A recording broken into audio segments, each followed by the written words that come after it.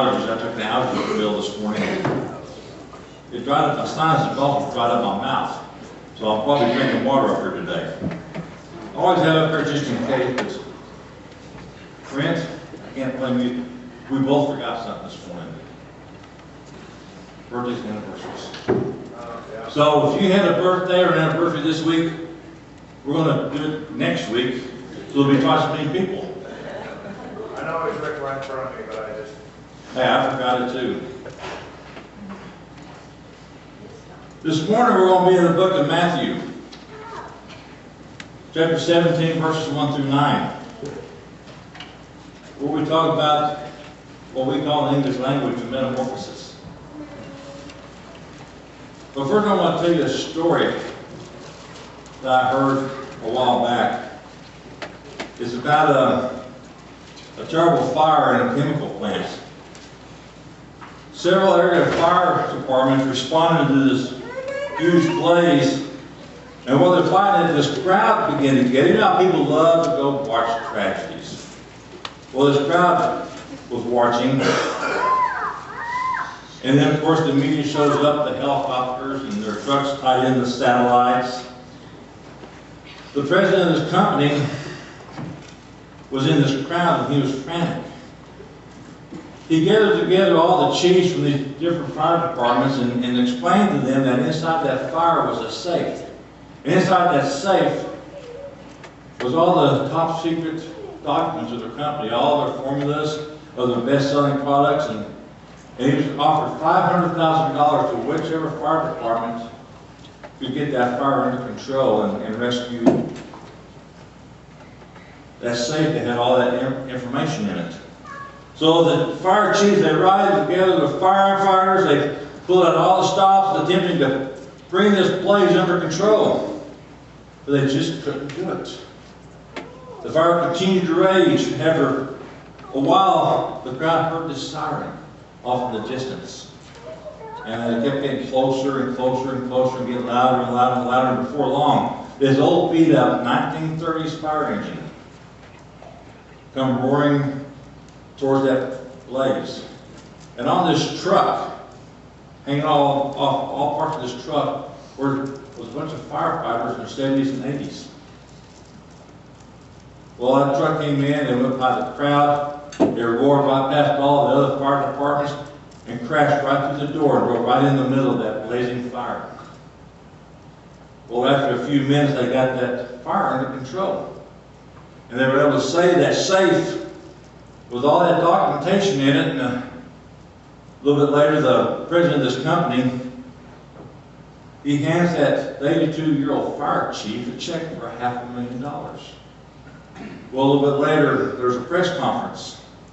And one of the reporters asked this 82-year-old fire chief what they plan to do with all that money. He said, I've already talked to the other guys about it, and we're going to buy a new fire truck that has brakes that work. But would you look at me with me real quick at the book of Matthew, chapter 17, verses 1 through 9. It says, now after 6 days, Jesus took Peter, James, and John his brother, led them up on a high mountain by themselves. And he was transfigured before them. His face shone like the sun, and his clothes became as white as the light. And behold, Moses and Elijah appeared to them, talking to him. Then Peter answered and said to the Lord, to Jesus, Lord, it is good for us to be here.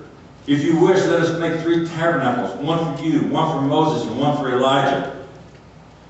While he was still speaking, behold, a bright cloud overshadowed them, and suddenly a voice came out of the cloud saying, this is my beloved Son, in whom I am well pleased. Hear him. And when the disciples heard it, they fell on their faces and were greatly afraid. But Jesus came and touched them and said, arise and do not be afraid. When they had lifted up their eyes, they saw no one but Jesus only. Now as they came down from the mountain, Jesus commanded them, saying, tell this vision to no one until the Son of Man is risen from the dead. Now like that fire, this is an incredible sight, isn't it? Imagine being one of these 3 apostles, seeing Jesus changed. And like the scripture says, He was brighter than the noonday sun. What would it have been like to be there, to see Jesus talking with Moses and Elijah, the heroes of the Old Testament, the heroes of our faith that had been gone for thousands of years? Just the story of the Transfiguration is incredible in itself. But what about the behind-the-scenes stuff? This morning I wanted to think past what happened to the real meaning of the events that happened there. When you ask questions like, why did this happen? Or, what is God teaching us through these events? It gets really interesting. Through the incident recorded here in Matthew 17, it seems to me that God was teaching us three vital lessons. And the first one is He is teaching us the importance of theology. In church sometimes we use the word theology. Now sometimes on Sunday night, Wednesday night Bible study, I'll talk about theology, I'll talk about theologians. And here's what happens. People's eyes start to glaze over. They're worried about those big names. You know, I will go something out there like propitiation or something like that. But Christians talk about theology all the time. All the word theology means is the study of God or thinking about God. When you're a Christian, everything you do in life is based on your theological understanding. If you have bad theology, in other words, if you think the wrong things about God, it can make you believe wrong things. And that can affect your life. Here's where I get a lot of this. I talk to people all the time that listen to pastors on TV. Now, there's some great ones on TV. There's some others on TV. But there's also some that teach the wrong theology. They teach the theology of wealth and health. I'm sorry, but Scripture doesn't teach that. Jesus told us we're going to have a hard time in this life. Jesus even said, don't worry if the world hates you because it hated me first. Jesus wasn't wealthy. The disciples weren't wealthy. Jesus didn't even have a pillow to lay his head on. But on the other hand, good theology helps us view the world the right way. And nobly guides us to live the lives God created us to live. In this instant, Peter, James, and John witnessed Jesus having a conversation with Moses and Elijah. These two guys are among the most important people in the history of Israel. Moses is the great lawgiver. God gave him the 10 Commandments. Then we also studied the Mosaic laws in the Old Testament. Elijah was the ultimate prophet. He had such a good walk with God that he never died. In fact, the Bible tells us that he was whisked away up to heaven in a chariot of fire. Wouldn't it be great to have that kind of walk with God? That he would not allow you to die, but he would take you up in a chariot of fire? I'm just hoping that God calls his church up before I die. Then we all get to go together. But just imagine, Jesus is sitting there chatting with the lawgiver and the prophet. That tells us something, and is especially told to the first readers in the first century of Matthew's Gospel, something very important. Matthew first wrote his Gospel to the Jews about Jesus. Though the Jews had about 2,000 years of dealing with God, and they needed to know something important.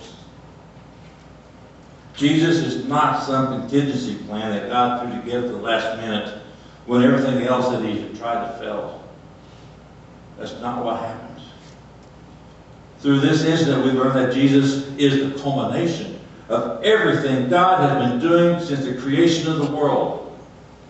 Paul explains in several places that the plans that to bring us to grace by sending Jesus to earth was set in motion even before the earth was created. Everything before Jesus, including the Old Testament law, the prophets, all pointed to Christ. Since I've been here, we studied several books in the Old Testament. And when you look at it, even in the book of Genesis, it does one thing. It points to Christ. Abraham was even told about one seed, which would be Christ.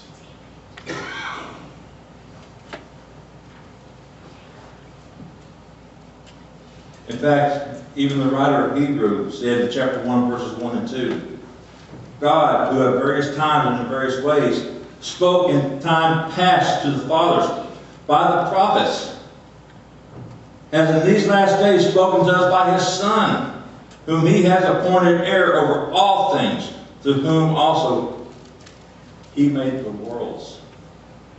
And you got to listen to it real close right there. It says that Jesus is the one that made the worlds.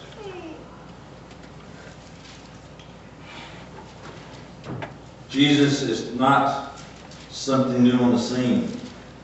He is a continuation of God's work that is recorded throughout the Old Testament. In fact, when we take a look at the book of John, chapter 1, verse 1, going down through 5, John tells pretty much what we're told here, where it says, in the beginning was the Word, and the Word was with God, and the Word was God. He was in the beginning with God. All things were made through him. Without him, nothing was made that was made. In him was life, and the life was the light of men. And the light shined in the darkness, and the darkness did not comprehend it. Even John, in his very first beginning of his book, tells us that the worlds were created by Jesus.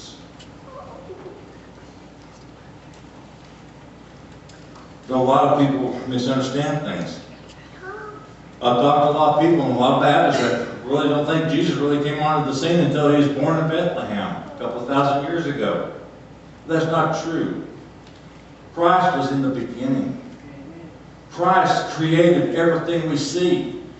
God created through his Son. This is really important for us to know, because we have to realize that God isn't just some powerful human being just muddling away by trial and error until he finally gets it right. God had a plan from the beginning of what Jesus was going to have to do. God is completely in control. He's completely faithful to promise everything he wants to do. Unlike us, he never fails to accomplish his will. When we recognize that Jesus is in direct continuity with God's plan throughout the ages, we will also come to realize that God's plans for our lives are perfect without flaw. When you look at your life, God has ordained our life. Now, we also have free will. When we're born, God has a plan for us. He puts that plan in front of us. But through our free will, we have the option to take the path he's chosen for us or not. God's plan for us is to come to him through faith. And by his grace, he gives us eternal life by trusting in the blood of his Son. Now, it may seem to you that things have gotten messed up and God has lost control when you look at the world today. And I have people come to me sometimes and say that, how can God be in control when the world is like it is? Imagine what the world would be like if God did not have his hand in it. Trust me, it would be a lot worse. God's purpose has never failed. When Luke records this incident, he lets us in on what Jesus, Elijah, and Moses were speaking about. It says, and behold, two men talked with him, who were Moses and Elijah, who appeared in glory and spoke of his decease, which he was about to accomplish in Jerusalem. Elijah, Moses, and Jesus at the Transfiguration were talking about what's going to happen the next day with the crucifixion of Christ. They were talking about it. They were discussing what was going to happen. God was in control. God had that next day ordained already. Jesus knew what was going to happen. And later, as the disciples reflect on the events that happened here on this mountain, they considered the events that soon took place in Jerusalem, the trial and crucifixion of Christ. They came to understand that those events were never spiraling out of control. God never lost control. God was in control of everything. God will never lose control. This is maybe the most important lesson in theology we can learn. God is in control. God wants us to be a part of His kingdom. Next thing, He is revealing Jesus' incredible majesty. As the three disciples who witnessed this event tried to explain to others what happened, can you imagine the frustration it must have been to try to explain what they had seen? Matthew's account reads, his face shone like the sun, and his clothes became as white as light. Mark's gospel says this, his clothes became shining, exceedingly white, like snow, such as no wanderer on earth could whiten him. And Luke in 9:29 says this, as he prayed, the appearance of his face was altered, and his robe became white and glistening. There's three men trying to explain what they had seen up on that mountain. Now, let me ask you something. Just think of the most incredible thing you've ever seen in your life, and then try to describe it to somebody. It's not easy. These three men are trying to describe something like we've never seen. Try to describe something to people that did not see what you saw. Now, things are different now. We have smartphones that we carry everywhere, so we can show people a picture of, hey, look at this. They didn't have that back then. They had to describe it in a way that the people at that time could understand it. They were trying to explain to people something that was beyond anything that they or we could comprehend. Now, the term in the Bible, transfigured, it comes from the Greek word where we get the word metamorphosis. It is a term we use to describe the process of a caterpillar becoming a butterfly. Your caterpillar spins a cocoon. And when that cocoon opens back up, out comes a beautiful butterfly. As the disciples described it, it's as if for a moment Jesus' human body, that shell of flesh that he had, was suddenly peeled back. The disciples got a glimpse of Jesus, who Jesus really is, God in the flesh. Witnessing this event on the side of the mountain made an incredible impact on these three men. When you read through John's writings, one of the most prominent ways he refers to Jesus is as the light.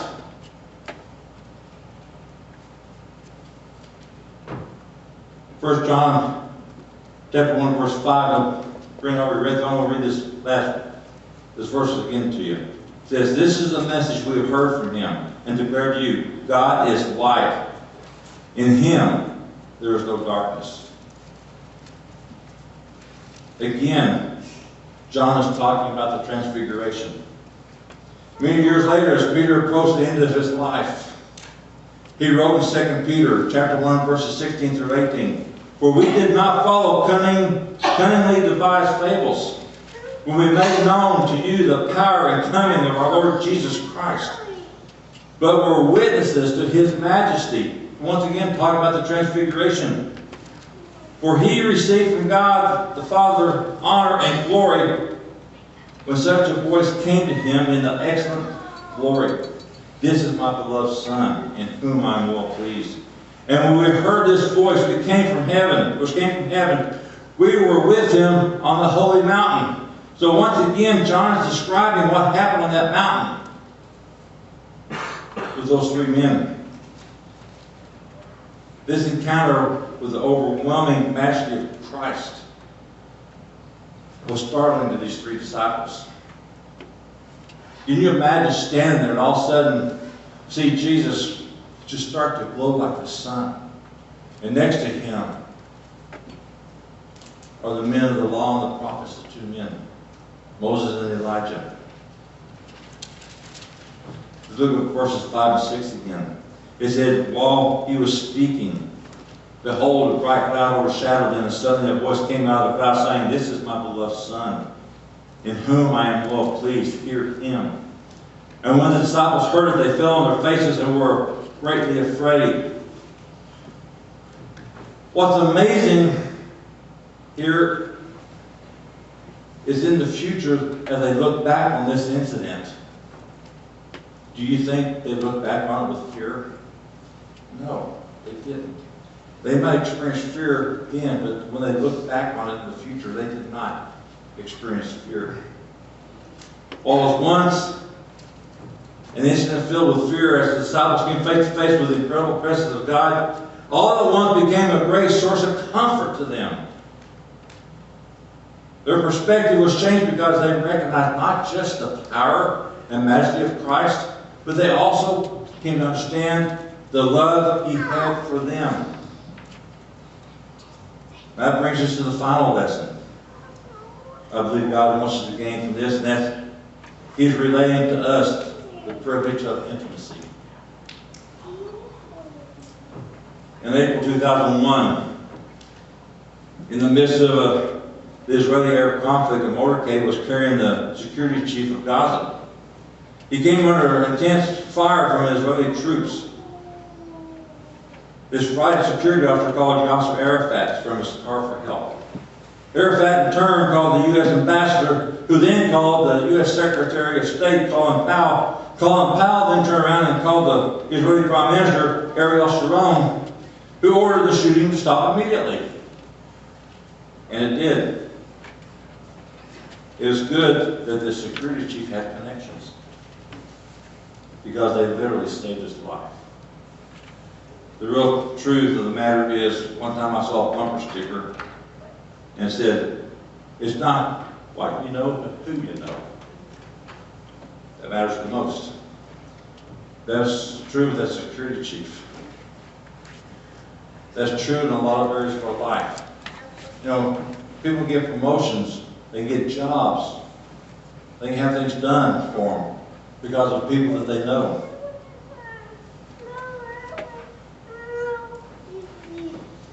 If that is the way it is with people, then isn't it even more true that if you have a relationship with our eternal God, the one who created everything and holds everything together? Because if we know somebody here on earth, they can help us with our earthly things. But we have an intimate relationship with God. He gives us something that no person can give us, and that's eternal life. I've also noticed something else too. We also now live in a very casual society, where the idea of intimacy and friendship has really gotten watered down. It used to be that people would never think about calling a person by their first name. I remember growing up, I didn't dare call my friend's parents by their first name. My best friend was Philip Green, and his mom and dad were Mr. and Mrs. Green. We didn't call somebody by their first name until they gave us permission to, because that was a privilege. We said sir, we said ma'am. One thing I learned real quick, one thing that left my vocabulary at a very young age was when somebody asked me something, I said, yeah. That didn't work. It better be yes sir or no sir, yes ma'am or no ma'am. There better not be any yeah or nope in there. My dad would still get me on that sometimes. He'll have to go, yeah. What? Yeah. But as a kid, I wouldn't do it twice. We call each other by Mr. and Mrs. But those days are gone. The only time you dream of calling somebody by the first name is if they gave you that permission. It was a privilege of intimacy, reserved for only their closest friends. Today, for the most part, we've done away completely with formality. I don't think it's all bad, but I do notice a problem with it. The casualness of our relationship causes us to take intimacy for granted. We come to assume that everybody is our friend or our buddy. We presuppose that we are on a first-name basis with almost everybody. is an assumption we just take for granted. Instead of considering it a privilege, we believe it's a right that has been given to us. But it isn't. That change in culture has occurred. No, for better or for worse, it's a fact of life now. But the problem is, often that kind of assumption slips over into the way people relate to God. I hear people sometimes refer to the big guy in the sky. When I'm discussing God with somebody that's an unbeliever, here's what you hear now. Oh, you mean that supposed great fairy up in the sky? That's how they describe God now. I try to remind them that God still loves them. But Jesus is not someone that should be taken casually. He is the Alpha and the Omega. He is the creator and sustainer of everything we see. He holds the entire universe together. When you look outside at night and you see the stars, it's Jesus that holds it all together. Amen. When this earth is spinning, this earth is an amazing thing. It has gravity that holds us down. It has a center core that helps heat the earth. We're just the right distance from the sun to support life. We have a moon. Compared to the other planets in our solar system, that's incredibly large. It protects this planet from meteors and asteroids. I love watching the Science Channel. And they talk about our solar system. Well, they said it's a miracle that there's life here. This planet is just the right size, just the right temperature, just the right distance from the sun. It's just in the right place within our solar system that the outer planets protects us from things. And the planets in front, closer to the sun, also protects us. We have this magnetic field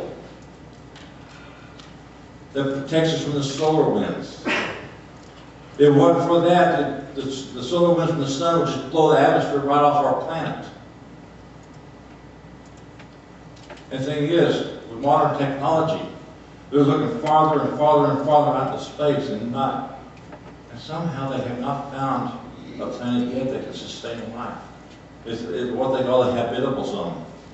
They talk about one they're not in the habitable zone, but they have temperatures like at 200, 300 degrees. I don't know about you, but last weekend was hot enough for me on Saturday.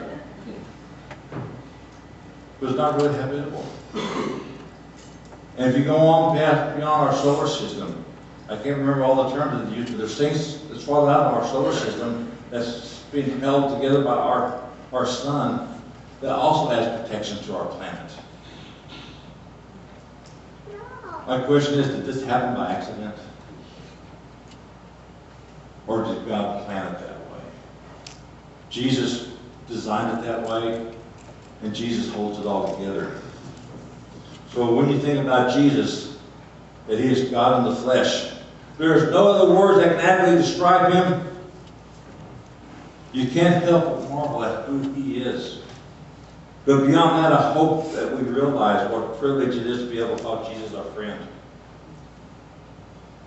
In the book of John, chapter 15, verses 14 and 15, Jesus said this: "You are my friends if you do whatever I command you. No longer do I call you servants, for a servant does not know what his master is doing. But I call you friends. For all things that I heard from my Father I have made known to you." The Bible even calls Jesus the first of many brethren. Jesus is our brother. We are brothers and sisters in Christ. The privilege that we have is a gift to us by the incredible, awe-inspiring, overwhelming grace of God. We don't deserve it. We only get it by grace. When you come to understand who Jesus is, the perfect Son of God, and when you come to realize who we are, we're sinful, self-centered creatures who we have to marvel that we have the privilege of being able to be called a friend of God. Please stand with me this morning. We have our invitation.